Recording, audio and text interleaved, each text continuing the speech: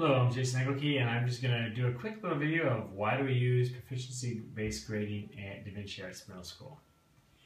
In the past, the district actually mandated us to go from a proficiency-based grading to letter grades about 5 years ago. Now that we're in letter grades, the district has been deciding to go take the proficiency-based grading from the elementary schools to the middle schools. And so some middle schools are piloting it the last 2 years. Our science department has decided to take upon itself to work as a one unified department and work on doing proficiency-based grading and giving feedback that way to the students and parents. So the focus on proficiency is on the journey. So one thing that the idea is that every student is starting at a different beginning and will end at a different ending. And we acknowledge that through our grading practices and to students. The idea is that everyone has a growth pattern and everyone should be growing. Some are growing more linear, where other people have different kind of pathways. We all want every student to be moving upwards, whether it's from does not meet to developing, or from developing to proficient, or even students that are already proficient and know how to work, use the system, and can actually now start reaching for, push themselves to do exceeding. So that's the growth. Now the units, the way the units are built, especially in science class, is that as we go through the activities, there'll be more assessments, maybe more homework too, as we get closer to the end of the unit. That way we can collect more data, and this is from the practice, and then we're moving into more performance, where the students are going to be held accountable for their knowledge. And the other idea is that the difference is throughout the year that students are kept accountable for their growth.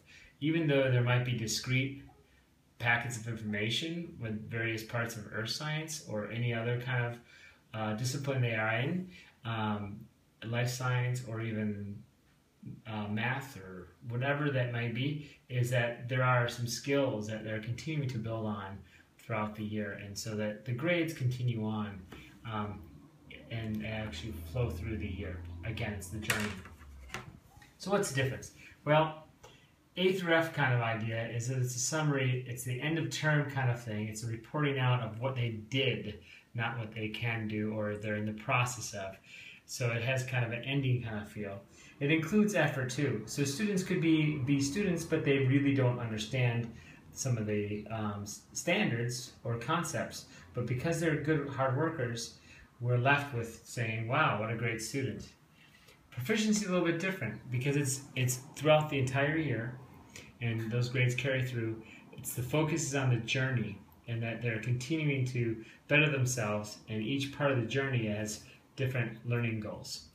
And the idea is, the norm is that all students should strive towards proficiency. That it's not that some students have A's and B's, that all students are proficient. And that's actually something that's pushing towards excellence. And then the idea that above proficiency exceeds, that is an open door for students to show their innovation and their own personal depth of information. The effort is now more buried in the process. It's the one thing that's maybe a downside, but there is a lot of effort involved in this because students can redo work. They can put the extra effort to do the research, to do exceeding. And students have that idea that maybe it's not necessarily in the score, but it's in the grit of them not wanting to say, you know what, I'm not a student that just wants to be developing. I want to be a student that is proficient or even exceeding. So here's kind of the idea of the paradigm of the assessments. So we have these fancy names in school. We call it formative and summative assessments. Basically, this is practice, and this is kind of the final. So basically, the daily work of every day, maybe some of the homework that I assign, various things that we do in our lab notebooks, or things that are not necessarily scored or even looked at by me, but peer-edited, students talk to each other. That is the practice, and that's the idea that this is not scored. Even though they're working, it's not scored because it's about learning. The emphasis, again, is about learning because they will be assessed later on. And so that's up here. And this is where it becomes the assessment piece. So for their knowledge, their ability to do skills, their ability to critically think about certain topics, and also be creative as well. And so this would be scored, and so that would be the performance type of work.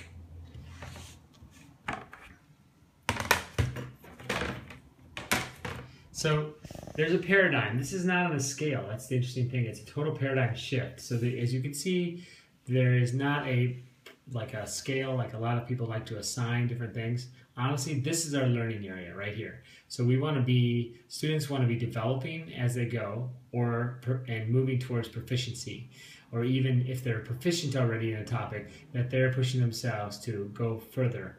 Now, proficiency means that they've answered something or they've done a complete job of it and they are correct. Developing means they're on the right pathway, that they're correct, but there might be some things missing. And this is where you want to encourage your child to really redo work, that they can redo work in the time allowed to actually move this way or even move that way. And the idea of exceeding, you want to encourage students, because we usually do have spaces. We actually do put opportunities for exceeding, usually on Google Classroom or on our website, for students to exceed with whether they want to do some more additional research to add to the depth of their answer or their project, or they actually are connecting other science or other even classes into their conversation. I know they've been talking about Mississippi and jazz in art class. The physical science, they can apply physical science or life science into their earth science, or they can take their other classes like language arts and apply it into life science. So that would be the idea. And now you can see that does not meet is totally separate. It's outside of the actual learning thing. This is where it's not acceptable, where students are at this, and we do not want them to be sitting here that long, because this is where there's a zone that they're not in this cycle between developing and proficiency. And we want to see them continue to redo. And in fact, I will usually write just redo and does not meet on a paper, because I don't even want them to accept that score. Now, the idea is that this is not a scale where they just go up and up and up. If you have a does not meet, you could actually skip up to any one of these if your work is good. One interesting thing is if someone writes a huge paper, but they have something that's so errant that I cannot let them go to maybe proficient or exceeds, I will say does not meet. And if they redo the part that's errant, that they can move up to these spots. And so they really do get a deeper understanding of what is actually going on in class, and they have good conversations, where the emphasis, again, is not on the score or grades, not on competing for getting points, but it's learning and really emphasis on the learning targets. So weaknesses that we have right now that we're working towards at the department. So we want to make sure that all of our learning assessments, our skills, our performance, our projects that we have are aligned with the standards, whether it's in science, NGSS, or in math and language arts and social studies with Common Core. And also science would be aligned and supportive of Common Core. So that's one of the weaknesses. This is a weakness that we do not have so much control. Report card, we have a summary of proficiency, and that's a disadvantage. In the elementary schools, you have an individualized standard report card that you may have been used to if you went to Portland Public Schools. We can only summarize it that way.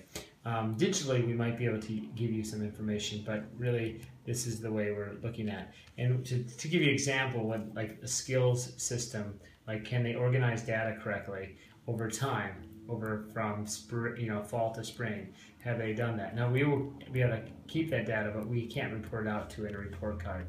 Or like content understandings like natural selection. So thank you so much, and we look forward to educating your children and actually learning with your children as we continue on to grow ourselves as professionals. Have a good weekend. Bye.